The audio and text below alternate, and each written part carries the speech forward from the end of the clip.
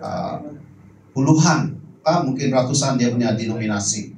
So kita sama-sama menyembah Tuhan, kita sama-sama bangkit, kita sama-sama melayani. Dan seperti mana juga ya, kalau waktu kita masuk surga tidak ditanya dari mana kita punya gereja. Tapi dia tanya, adakah kamu sudah melakukan perintah, melakukan kehendakku, kata Tuhan. Ya, kamu boleh baca di dalam Matius 7:21 itu, sana sangat jelas. Nah, malam ini kita belajar satu tema, yaitu siapa dan apa yang mengendali hidup kita.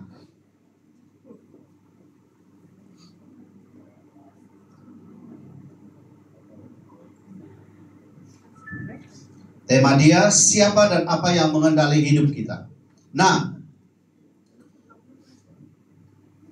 mungkin kita sering kali atau kadang-kadang kita terjumpa dengan teman-teman atau orang yang kita kenal, dan bila kita melihat ya, kadang-kadang kekristenan mereka, kalau dalam soal rohani, kadang-kadang separuh jalan dan mereka boleh tinggalkan Tuhan. Ada yang begitu. Ada juga yang mereka di dalam kehidupan secara maksud saya kehidupan secara pribadi, kehidupan seharian.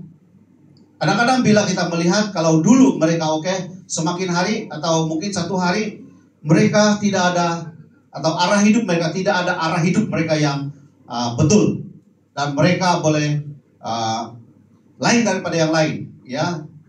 Mereka punya hidup tidak menentu. Sebab itu kadang-kadang kita dengar, kadang-kadang sampai ada yang jadi gelandangan. Nah, kenapa? Karena mereka tidak tahu di mana hala tuju hidup mereka. Di dalam keluarga juga. Nah, kalau kita tidak tahu siapa dan apa yang mengendali keluarga kita. Kadang-kadang kami pernah mendengar ini baru beberapa bulan, ya. Beberapa bulan kawin sudah bercerai. Nah, sangat-sangat menyedihkanlah. Hari itu kami melayani satu keluarga, umur mereka sangat muda, sangat perempuan 19, lelaki 21 kan. Dan dipukul oleh dia punya suami, dan sampai dia telepon mama bapak dia di kampung, sampai balik ke kampung begitu. Dan waktu kami hantar mereka balik, saya bagi tahu tuh ibu ini, kami bukan, saya cakap dengan dia sebab dia punya maci satu pun bagi tahu, dan saya bagi tahu dia, ini pesan terakhir saya bagi tahu dia. Kalau sebenarnya sebelum ini saya tidak kenal dia, tidak mungkin ada pernah berjumpa tapi tidak pernah bercakap dengan dia. Dan saya bagi tahu dia, sebenarnya bukan kami, saya cakap dengan dia, bukan kami mau pisahkan kamu dengan keluarga, dengan suami kamu. Saya bagi tahu dia. Tapi kerinduan saya cakap bagi tahu dia, kalau benar-benar suami kamu mau kamu pergi balik kampung, suruh dia ambil kamu. Lepas itu pastikan apa pekerjaan dia, pastikan juga dia kena perlu ke gereja. Saya bagi tahu dia, mesti dia seorang yang pergi ke gereja. Baru ada hala tuju dalam satu keluarga. Dan dia hanya tunduk dan begini begitu. Dan saya lihat dia, saya tidak tahu, pun tidak tanya lagi bagaimana sekarang, sudah beberapa minggu. Nah, karena itu, sebab mereka tidak tahu siapa yang dan apa yang mengendali hidup mereka, itu masalah, ya. Nah, hari ini kita belajar, itu tema dia, siapa dan apa yang mengendali hidup kita, melalui petikan firman Tuhan di dalam Markus 10:46 sampai 52. Saya baca yang genap, kamu yang ganjil, ya, supaya tidak ada yang tertidur. Oke, 46 saya bacakan, 47 kamu orang. Lalu tibalah Yesus dan murid-muridnya di Yeriko. Dan ketika Yesus keluar dari Yeriko bersama-sama dengan murid-muridnya dan orang banyak yang berbondong-bondong, ada seorang pengemis yang buta bernama Bartimeus, anak Timeus, duduk di pinggir jalan. Ketika mendengar bahwa itu adalah Yesus orang Nazaret, mulailah dia berseru, Yesus anak Daud, kasihanilah aku.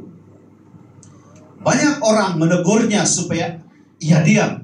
Namun semakin keras ia berseru, anak Daud, kasihanilah aku. Lalu Yesus berhenti dan berkata, panggillah dia.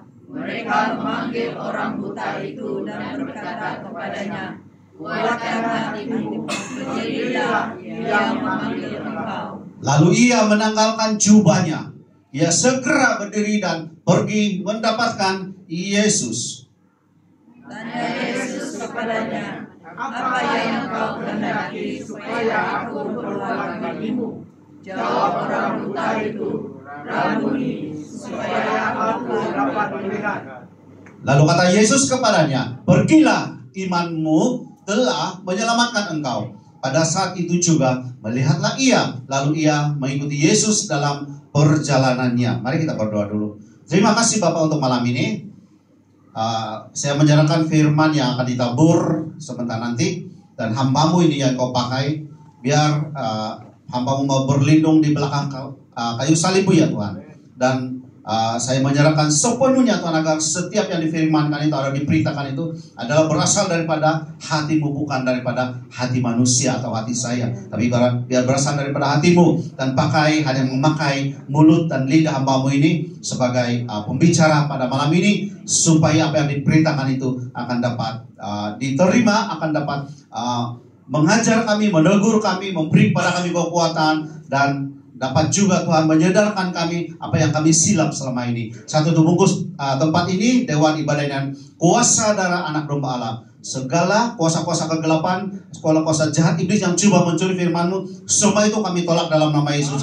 Terima kasih Bapa. Seluruh penjuru, 4 penjuru Dewan Ibadah ini kami tutup bungkus dengan kuasa darah Yesus, dan malaikat menjaga seluruh 4 penjuru Dewan Ibadah ini. Di dalam nama Tuhan Yesus Kristus, nama di atas segala nama, kami sudah berdoa dan mengucap syukur. Amin. Haleluya. Nah, yang pertama, apa yang mengendali atau siapa yang mengendali hidup kita? Nah, apa yang kita boleh belajar daripada Markus, ya, Markus ini? Nah, di dalam Markus 10:47, yang pertama, poin kita yang pertama, melihat dengan iman. Nah, Markus 10:47 dikatakan di sini, ketika didengarnya bahwa itu adalah Yesus orang Nazaret, mulailah ia berseru, Yesus anak Daud, kasihanilah aku. Nah, ini Bartimeus tadi yang buta itu. Nah, dia setelah dia mendengar, ya, kita walau tidak perlu sebelum diterjemahkan, ya, atau kita hanya lihat sekadar di dalam ayat itu, kita sudah boleh melihat bahwa orang ini adalah buta. Dan dia mendengar siapa Yesus itu, dan sebab itu dia berteriak. Nah, secara pribadi atau bagi saya pribadi, saya boleh mentafsirkan ini atau memberitahu pada kita ini bahwa hatinya dapat melihat Yesus, atau hatinya yang walaupun matanya buta, tapi hatinya tidak buta kepada Yesus. Dan walaupun dia hanya mendengar siapa Yesus, dia tetap berseru kepada Yesus. Dia dapat melihat daripada hati dia bahwa Yesus boleh menyembuhkan dia. Nah, kadang-kadang di dalam hidup kita, ya, kadang-kadang di dalam hidup kita tidak seperti apa yang Bartimeus ini alami. Ya, walaupun mata kita boleh melihat, kita sudah puluhan tahun Kristen, kita sudah dibaptis, malah tidak kira di mana denominasi kita dibaptis, tapi kita sudah dibaptis, kita ada sijil baptisan, dan kita dapat melihat dengan mata kita dapat mendengar, tetapi kita tidak pernah lagi mengenali Yesus sebenarnya. Sebab itu, kenapa kita masih lagi dikendalikan bukan dengan Yesus atau dikendalikan oleh kerajaan surga, tapi hidup kita masih dikendalikan oleh keadaan-keadaan semasa. Karena kita tidak dapat melihat Yesus daripada mata rohani kita. Kita tidak dapat mendengar apa kata Yesus dalam telinga rohani kita. Itu yang menyebabkan kita seringkali hidup kita gagal. Seringkali pribadi kita semakin hari semakin jauh daripada Tuhan. Kita tidak boleh kembali kepada Tuhan. Hari Jumat lepas, Kamis sore, yang kita doakan itu. Nah, apa yang saya dengar daripada kakak dia, 2 orang kakak dia dan istri dia sendiri, ini teguran daripada Tuhan. Itu yang saya dengar mereka beritahu kami. Adik yang 2 orang kakak itu datang dari Sabah, dan karena mereka berkata dia adalah satu-satunya adik lelaki kami, dan sampai dia muntah darah segala macam, dan banyak komplikasi lah sebenarnya. Sebab itu sampai masuk ICU, dan puji Tuhan hari ini dia sudah semalam dia sudah sadar dan masih lagi di ICU. Dan saya sudah beritahu mereka Tuhan akan menolong minggu depan. Ya, seluruhnya minggu depan dia akan keluar ward. Nah, apa yang saya dengar kakak dia beritahu, 2 orang kakak dia beritahu kami dan istrinya juga. Ini teguran Tuhan kepada dia. Saya tidak tahu apa yang terjadi lah, saya tidak, dan susah juga kita mau tanya. Tapi apa yang saya dengar ini teguran Tuhan kepada dia. Nah, saya beritahu mereka, saat inilah kita memerlukan, dia memerlukan kita. Saya beritahu mereka. Dan saya beritahu mereka, ya sebab saya dengar dari mereka berkata, yang melawat mereka orang-orang gereja segala macam, yang tidak ada kawan-kawan di gereja, teman-teman yang melawat dia, dan yang kawan-kawan dia sewaktu dia tidak yang pergi tengok, tidak yang pergi melawat. Nah, waktu dia di titik terendah, waktu dia begitu dan sampai muntah darah, tidak ada teman-teman dia yang di dunia itu yang mengendali hidup dia sebelum ini yang melawat dia. Saya tidak tahu lah hari ini, tapi sampai hari Kamis tidak ada lagi. Dan kami tahu berita ini karena di Sabah ini istri call orang di Sabah call saya di sini begitu. Jadi ting tong begini, dan itu yang kami kenal mereka. Kami tidak kenal, tidak pernah jumpa ini orang ini. Mungkin satu hari ini sebenarnya macam mereka mau melawat kita. Mungkin tidak sampai lagi tadi mereka di hospital. Nah, sebab itu kita puluhan tahun. Kita sudah puluhan tahun sudah terima Yesus. Kata kita sudah terima Yesus. Namun, ya kita tidak seperti ini. Dia hanya mendengar siapa Yesus dan dia terus berseru, Yesus anak Daud, kasihanilah aku. Ini dia berseru, dan sehingga kita tahu tadi kan, dia boleh melihat. Maknanya kalau saat kita di dalam hal-hal rohani kita semakin merundung, kita perlu berseru kepada Yesus. Seperti mana Petrus waktu dia berjalan di atas air, sewaktu yang keadaan di sekeliling dia, bila dia melihat ya badai begini dan dia sudah mulai tenggelam, dan dia berseru kepada Yesus, dan waktu itu juga Yesus turun tangan, mengangkat tangan Petrus keluar daripada air dan terus naik perahu. Nah, begitu sebenarnya keadaan kita terus berseru kepada Tuhan. Kalau kita sudah sedang, saya semakin jauh daripada Tuhan, saya sudah satu langkah jauh daripada Tuhan, saya sudah mau lari daripada Tuhan, saya sudah tidak mau Tuhan lagi, saya tidak ini itu semua, kita sudah menjauh daripada pertemuan ibadah, kita sudah menjauh daripada ini, menjauh daripada anak-anak Tuhan. Kita perlu sadar, kita harus berseru kepada Tuhan supaya Yesus yang mengendali hidup kita, supaya kita dapat melihat dari hati kita, dari pikiran kita, segenap tubuh jiwa roh kita serahkan pada Tuhan. Dan saya percaya kita akan mengalami mukjizat, kita akan dibawa balik kepada Tuhan, kita akan kembali ke jalan yang benar. Amin. Buka mata rohani, buka telinga rohani kita, biar kita dapat melihat dan mendengar kebenaran firman Tuhan. Dan saya percaya saat kita berseru kepada Yesus, pastinya dia akan menolong kita. Sedangkan kawan-kawan kita yang jahat pun, anak-anak kawan-kawan kita yang tidak sempurna, mereka juga boleh menolong kita. Apalagi Yesus yang begitu penuh dengan kasih. Kalau kita di dalam masalah, kita dalam pencobaan, kita dalam badai, dan kita dalam kelemahan, dalam kelemahanmu lah kata Rasul Paulus, kuasamu dinyatakan. Waktu kita lemah, kita berseru kepada Tuhan, Tuhan saya tidak kuat untuk menghadapi pencobaan ini, saya lemah Tuhan, saya tidak kuat Tuhan, tolong saya Tuhan. Pasti saya garanti Tuhan akan menolong kita. Tuhan tidak akan membiarkan kita jatuh tergeletak. Tuhan tidak akan membiarkan kita semakin jatuh dan semakin jatuh dan semakin jatuh ke dalam dosa. Jadi mari kita melihat seperti mana orang buta ini. Dia melihat daripada hatinya. Yang kedua, jangan peduli apa kata orang. Saya banyak kali bicara tentang ini. Hari ini saya ulang lagi. Jangan peduli apa kata orang. Seperti hari itu saya beritahu kita, seorang hamba Tuhan berkata kepada saya, tidak perlu peduli apa orang. Waktu dia di tangga sana, dia beritahu ini pesan dia sebelum dia turun. Tidak perlu dengar apa kata orang. Jangan peduli apa kata orang, dia beritahu dengan saya. Saya tidak tahu apa maksud dia, tapi inilah kita, ya. Jangan peduli apa kata orang. Dalam Markus 10 47 sampai 48 begini firman Tuhan.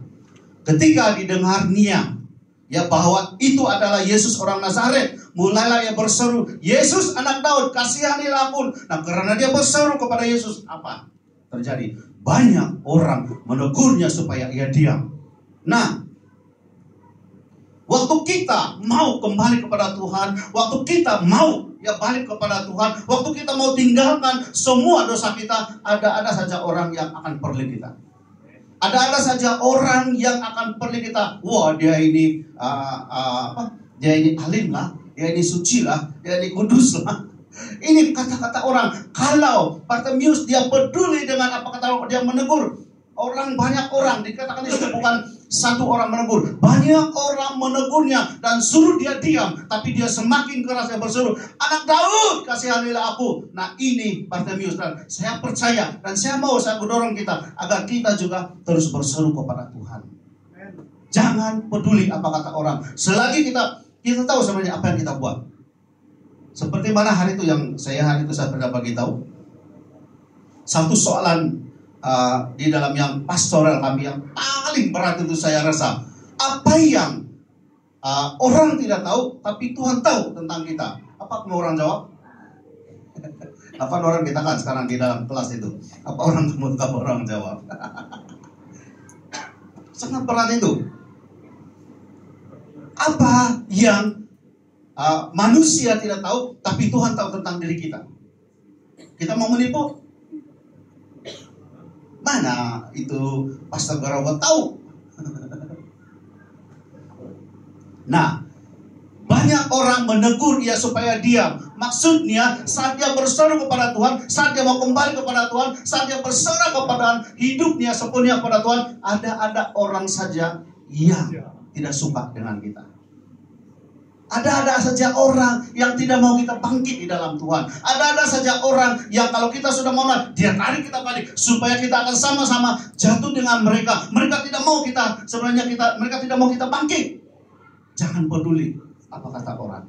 Kalau Bartimeus dia peduli, aduh, dia tidak akan dapat melihat. Amin. Jangan peduli, tak perlu. Hanya kita peduli kata-kata yang positif. Dan jangan pula kita, kalau seseorang yang jatuh ke dalam dosa, kita pula yang jadi begitu. Jangan pula. Tapi kita harus saling menopang. Galatia 6 ya, dikatakan, janganlah kamu jemu-jemu berbuat baik selagi ada kesempatan, kata Galatia 6. Jangan kita jemu-jemu berbuat baik. Maksud dia, dan di akhir itu dikatakan, terutama sekali dengan orang yang seiman. Jadi perintah Tuhan, jangan kita pernah boring atau pernah menyerah atau pernah malas untuk terus menolong orang. Pendek kata begitu. Kita harus kita lihat orang, kita saling menopang, kita saling menuntun, dan jangan ikut seperti apa ini. Banyak orang ini menegurnya supaya dia sudah mendengar Yesus. Oh, Yesus ini adalah Yesus, dia dari Nazaret. Saya berseru pada dia dan saya percaya, kata orang buta ini, saya percaya kalau saya berseru pada dia, saya akan sembuh. Tapi banyak orang menegur dia supaya diam. Saat kita semakin naik di dalam Tuhan, ada teguran-teguran yang negatif. Saat kita mau kembali kepada Tuhan, ada kata-kata yang negatif yang kita akan dengar. Saat kita mau balik kepada Tuhan, ada saja orang yang sebenarnya mereka dengki dengan kita. Penting kata, ada yang dengki, ada yang benci dengan kita, ada yang mau dia tidak mau keseorangan di situ, di dunia itu. Dia mau supaya dia ada kawan lagi di dunia itu. Ada macam-macam yang kita akan dengar. Tapi kita belajar dari orang buta ini. Walaupun orang menegur, dikatakan lihat balik itu ayat 48. Banyak orang menegurnya supaya diam, namun semakin keras ia berseru, kata firman Tuhan sana. Anak Daud, kasihani aku. Maksudnya walaupun dia tidak peduli lagi, dia tidak mau dikendali oleh kata-kata di sekeliling. Dia hanya mau dikendali oleh Tuhan Yesus. Yang dia tahu, dia sudah dengar, melihat daripada hatinya, dia tahu itu adalah Yesus. Dan dia tidak peduli lagi apa kata-kata orang. Dia hanya mau tertumbuh pada Yesus. Sebab itu dia mengalami mujizat. Dia tidak peduli lagi. So ajar kita di sini. Kita sama-sama. Kalau negatif, Apa orang kata dengan kita negatif di tempat kerja kah? Kalau di tempat kerja, kalau semakin kita rajin, semakin kita buat benda yang baik, ada saja orang yang coba menjatuhkan kita. Ada saja. Kalau kita mau buat sesuatu, sebenarnya kita memang sebab kita sebagai orang percaya, kita bekerja atas kebertanggungjawaban kita. Kita bekerja kata firman Tuhan, bekerjalah seperti kalau kamu bekerja seperti melayani aku kata Tuhan. Jadi waktu kita bekerja, kita orang percaya, kita buat yang terbaik sebenarnya. Kita melakukan yang terbaik sebenarnya. Sebab bos utama kita adalah di atas, bukan yang bos yang bagi kita gaji, tapi yang di atas. Nah, di situ ada banyak orang akan tidak suka kita. Nah, di situ juga ada yang menganiaya, ada yang fitnah, bermacam-macam. Tapi kita hanya belajar daripada orang buta ini. Semakin keras ia berseru, anak Daud, kasihani aku. Mari kita belajar kepada orang buta ini. Kalau ada apa-apa kata-kata negatif, biarkan saja. Tutup telinga kita kepada kata-kata negatif, tetapi buka telinga kita kepada kata-kata yang positif. Yang ketiga, kekuatan sebenar berasal dari hati. Nah, Markus 10:49 di sini berkata, lalu Yesus berhenti dan berkata, panggillah dia. Mereka memanggil, ya yang tadinya itu mereka kata diam, tapi sekarang nah Yesus memerintah mereka memanggil orang buta itu dan berkata kepadanya, kuatkan hatimu, berdirilah, ia memanggil engkau. Nah, sangat luar biasa dia punya ayat. Nah, dia orang buta, dan kenapa dia tidak katakan kuatkan kakimu? Tidak dikatakan di situ. Berdiri dan kata kuatkanlah kaki, dikatakan sama kuatkan hatimu, berdirilah. Kenapa dia tidak katakan kuatkanlah kakimu? Kenapa? Sebab kekuatan utama kita berasal dari hati. Saya punya hati pernah dicobai 2 kali. Bagaimana baru saya tahu bahwa kalau bukan daripada hati, saya tidak boleh lakukan itu. Nah, yang pertama waktu yang saya pernah cerita, saya ikut 42 km. Jarak 42 km maraton. Dan sebenarnya kalau mereka yang ikut maraton, mereka harus training 31 kah 35 km, saya sudah lupa. 30 km ke atas mereka harus training itu sekurang-kurangnya itu dan tanpa henti. Nah, saya dulu training hanya 10 km tanpa henti. Nah, untuk mengikuti 42 km memang saya tidak mampu. Waktu di dalam kilometer yang ke-30 ke 32, saya sudah mula terduduk di tepi divider, di tepi jalan, dan kaki saya krem, paha saya krem, betis paha, dan saya punya jari jemari sudah begini. Saya tidak tahu kamu pernah mengalami atau tidak. Krem dia sampai saya punya jari jemari kaki dia begini, dia tidak begini lagi, dia begini semua, dan saya tidak boleh berdiri lagi. Nah, untuk mau dapatkan medal itu 42 km, kamu harus dibawa berapa jam? 6 jam. Bulan depan boleh join, Pak. Saya sudah lupa. Ada dia punya target. Kalau lebih daripada itu, kamu tidak boleh dapat medal. Nah, bagaimana saya kuatkan? Dan yang 10 km terakhir, saya 2 jam lebih baru sampai. Orang berjalan kaki sebenarnya kalau nomor 10 km itu 1 jam lebih sedikit, kamu akan boleh sampai. Ya, kalau normal. Dan saya tarik kaki. Dan waktu kami di Chowkit itu, di terakhir dia itu di KLCC, di dekat-dekat sana. Dan waktu melintasi di Chowkit itu, kedai mamak sudah buka kan, sedang dalam 9 lebih. Saya tahu hidup dia punya roti canai, ya Allah salah lapar. Oh, betul. Dan kalau bukan hati yang kuat, saya tidak boleh dapat medal. Saya sampai 5 jam, 6 jam lah itu. Saya sampai di situ 5 jam lebih. Kalau bukan hati saya yang saya kuatkan, saya tidak dapat medal itu. Sebab itu, di sini kan berkata kepadanya, kuatkanlah hatimu, bukanlah kuatkanlah. Dia katakan berdiri, tapi kenapa dia tidak katakan kuatkanlah kakimu? Kekuatan kita berasal daripada hati. Yang pengalaman saya berdua, waktu saya ikut 24 jam jalan kaki tanpa henti di dataran Merdeka. Dan waktu sudah lebih kurang berapa jam kami berjalan kaki, dan karena di Dataran Merdeka itu sangat panas, mengelilingi itu mahkamah, dan kamu ada lihat dulu itu saya punya kaki itu, saya punya kulit dan isi sudah berpisah di kaki, tapak kaki dua-dua ini karena berjalan dan panas. Dan dia punya minimum itu kami kena jalan 60 km baru boleh dapat medal dalam 24 jam. 8 pagi hari Sabtu sampai 8 pagi hari Ahad. Apa yang membuatkan saya boleh dapat medal itu? Saya jalan 60 lebih kilometer. Apa yang membuatkan itu? Hati saya. Saya bertekad dalam diri, saya mesti dapat, saya mesti mau dapat. Saya berduduk sebentar di tepi divider itu, di Dataran Merdeka itu, saya tertidur. Betul penat. Dan di sini mana yang ada bergeserkan, semua luka. Sini luka, di paha semua luka.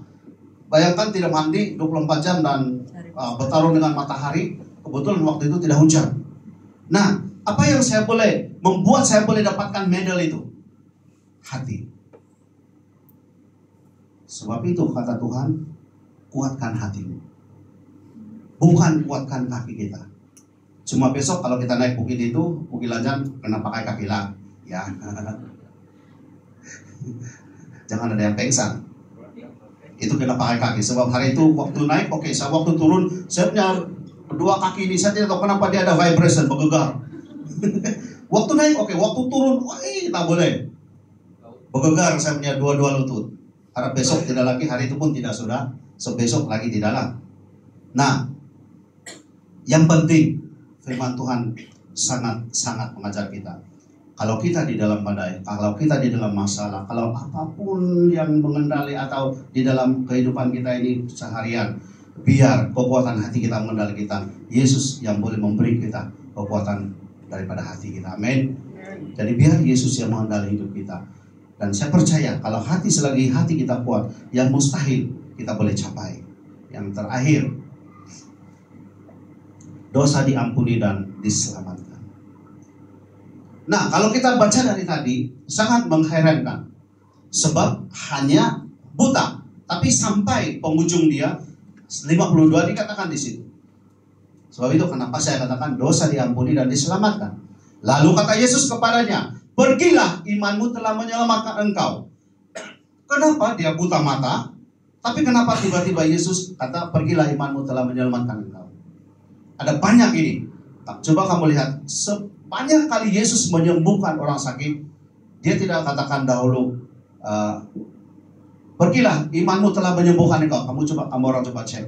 Dia selalu katakan, pergilah, imanmu telah menyelamatkan engkau. Maksudnya orang ini bukan buta mata, tapi dia buta rohani.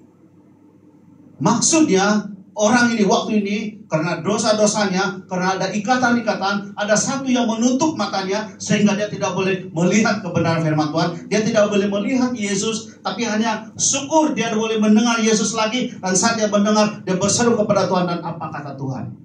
Pergilah, imanmu telah menyelamatkan engkau. Maksudnya, kalau kita saat ini, apapun yang kita sudah lakukan, apapun yang keadaan kita sekarang, Tuhan sebenarnya mau menyelamatkan kita.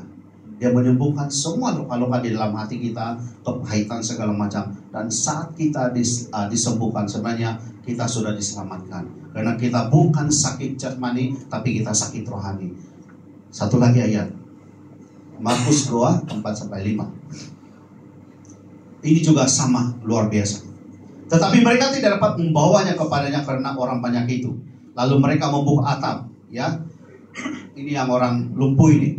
Dan karena ceritanya kalau kita baca dari mula, penuh rumah itu dengan orang yang minta sembuh. Nah, mereka tidak boleh membawa begitu, dan mereka turun dari atas, dari atap. Nah, tetapi mereka tidak dapat membawanya kepada karena orang banyak itu. Lalu mereka membuka atap yang di atasnya. Sesudah terbuka, mereka menurunkan tilam, tempat orang lumpuh itu terbaring. Nah, ayat yang kelima. Ketika Yesus melihat iman mereka, berkatalah ia kepada orang lumpuh itu, hai anakku, dosamu sudah diampuni. Dia datang ke situ dengan lumpuh. Tapi kenapa Yesus katakan, hai anakku, ya, dosamu sudah diampuni. Sepatutnya Yesus kata, hai anakku, kamu sudah sembuh. Sebenarnya rohaninya yang lumpuh. Dia orang percaya, dia tahu seperti kita tahu kita Yesus, kita ada orang percaya, kita tahu sebenarnya kita di dalam tuh kita masih kita sudah Kristen, kita sudah dibaptis, tapi kita lumpuh rohani. Sebab itu kenapa kita tidak boleh bangkit? Ada banyak sampai sudah 40 tahun, 50 tahun Kristen, mereka tidak melakukan satu pun untuk Tuhan. Kenapa mereka tidak boleh bangkit? Karena mereka lumpuh rohani. Nah, hari ini Tuhan mengajar kita. Kita datang kepada Tuhan. Biar Tuhan yang mengendali hidup kita, bukan keadaan kita. Biar keadaan itu apa yang kita lihat, oh ini mustahil lah, ini tak boleh lah, itu tak boleh. Semua halang-halangan kita ketepikan. Kita hanya biar Yesus yang mengendali hidup kita. Dan kata Yesus, ketika Yesus melihat iman mereka, berkatalah ia kepada orang lumpuh itu. Iman orang-orang yang membawa. Mereka tahu kalau mereka bawa orang yang lumpuh, atau mereka tahu orang-orang sekeliling dia yang mengangkat orang lumpuh ini, atau sebenarnya mereka membawa seorang yang lumpuh rohani, seorang yang sudah jauh daripada Tuhan, dan mereka membawa balik kepada Yesus, dan Yesus ampuni dosanya. Dia diselamatkan, diampuni dosanya. Jadi kalau kita melihat ya, kan ada teman-teman kita, keluarga kita di mana-mana. Kalau kita lihat ada mereka yang jauh daripada Tuhan, sebenarnya kita harus mengikuti seperti ini. Tapi mereka tidak membawanya, tapi sampai mereka buka atap untuk bawa orang yang lumpuh ini datang kepada Yesus. Sepatutnya kita bawa orang yang jauh daripada Tuhan, bawa balik kepada Tuhan. Mereka tidak perlu dihakimi sebenarnya. Mereka tidak perlu penghakiman. Mereka tidak perlu, wah dia berdosa lah, oh dia masih beginilah, oh dia begitulah. Mereka tidak perlu kata-kata yang negatif. Yang mereka perlukan waktu orang yang berdosa atau orang yang jauh daripada Tuhan, yang mereka perlukan, mari kita bawa, mari kita datang kepada Yesus. Seperti mana orang-orang ini, yang mereka membawa orang yang lumpuh ini. Dan Yesus berkata, dosamu sudah diampuni. Jadi kalau ada teman-teman kita, kawan-kawan kita, mereka yang jauh daripada Tuhan, atau mereka belum lagi pada Tuhan, mari kita sama-sama bawa mereka balik kepada Tuhan. Mereka tidak perlu kita hakimi. Mereka tidak perlu penghakiman kita. Mereka tidak perlu kutukan kita. Mereka tidak perlu caci maki kita. Mereka tidak perlu untuk kita perli mereka. Mereka tidak perlu untuk diremeh-remehkan. Mereka tidak perlu untuk direndah-rendahkan. Mereka tidak perlu untuk ditolak daripada orang, atau ditolak daripada gereja, ditolak daripada keluarga. Mereka tidak perlu semua itu. Yang mereka perlukan, ada orang yang membawa mereka balik kepada Tuhan. Dan Yesus berkata kepada orang yang kita bawa ini, dosamu sudah diampuni. Mereka tidak perlu penghakiman kita. Janganlah kamu menghakimi supaya kamu tidak hakimi. Lukas 6 itu. Jangan kamu menghakimi supaya kamu tidak dihakimi. Jadi mereka tidak perlu dihakimi sana. Yang mereka perlukan adalah orang-orang yang membawa mereka balik kepada Tuhan. Ini yang mereka perlukan. Seperti mana kita orang-orang kita yang sebelum kita diselamatkan. Kita tidak perlu apa-apa. Yang kita perlukan, Yesus datang ke dunia, dia mati untuk kita, dia tebus kita daripada dosa kita. Dia tebus kita sehingga hari ini kita ada di tempat ini. Kita atau teman-teman kita, kawan-kawan kita, mereka tidak perlu penghakiman kita. Yang menghakimi adalah tugasnya Tuhan kita. Kita tidak perlu menghakimi mereka. Yang mereka perlukan daripada kita, tuntun tangan mereka balik kepada Tuhan. Yang mereka perlukan daripada kita punya kata-kata dorongan, kata-kata positif, kata-kata mungkin kita mendoakan mereka supaya mereka ada kesadaran dan mereka balik kepada Tuhan. So itu saya katakan tadi yang positif group yang sangat membuat hati seorang gembala. Termasuk kamu orang, kalau ada orang di teman macam pemimpin gereja atau kamu semua, tidak kira bukan hanya gembala saja, tapi kita. Kalau kita ada yang kita bawa ke gereja selalu dan mereka tidak sembahyang dan hanya foya-foya begitu, hati kita akan hancur. Kenapa dia tidak ke gereja hari ini? Begitu juga dengan saya. Kalau saya melihat ada yang tidak datang, hari ini kami sudah, saya SMS di dan saya punya istri pun ada bercerita dengan satu orang. Hari ini kami datang, tapi mereka tidak ada juga. Hati saya hancur. Tuhan punya hati lagi hancur sebenarnya. Karena setiap kali kita ke gereja, ada saja rencana Tuhan, ada saja kata-kata Tuhan yang Tuhan mau atau mau diberitakan kepada kita dan akan membuat hidup kita lebih luar biasa, lebih berharga, dan lebih-lebih lagi sukses di dalam Tuhan sebenarnya. Kesimpulan, siapa, pertanyaan dia lagi, siapa yang kita lihat saat hidup kita sedang mengalami badai? Masalah kita? Siapa yang kita lihat? Kata-kata orang yang negatif, kata-kata orang yang menegur kita, oh dia, seperti mana tadi itu? Kita tidak perlu semua itu. Tapi biar kita hanya melihat kepada Yesus. Dan saya percaya saat kita memandang dan melihat kepada Yesus, saya sangat yakin percaya, ya, orang yang kita bawa, kita sama-sama boleh balik kepada Tuhan. Dan Tuhan berkata, dosamu sudah diampuni. Pergilah, imanmu telah menyelamatkan engkau. Ini kata-kata Tuhan kepada kita hari ini.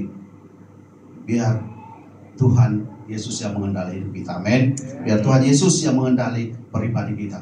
Jangan biarkan kata-kata orang, jangan biarkan keadaan yang mengendali hidup kita, jangan biarkan apapun yang negatif-negatif, tapi biar hanya kata-kata daripada surgawi atau kata-kata Tuhan atau Yesus sendiri yang mengendali hidup kita. Dan saya percaya kita akan lebih sukses di masa depan, amin. Ada perjamuan kudus hari ini, saya minta isi saya yang boleh bawa dulu itu, boleh bagi-bagi judul perjamuan kudus.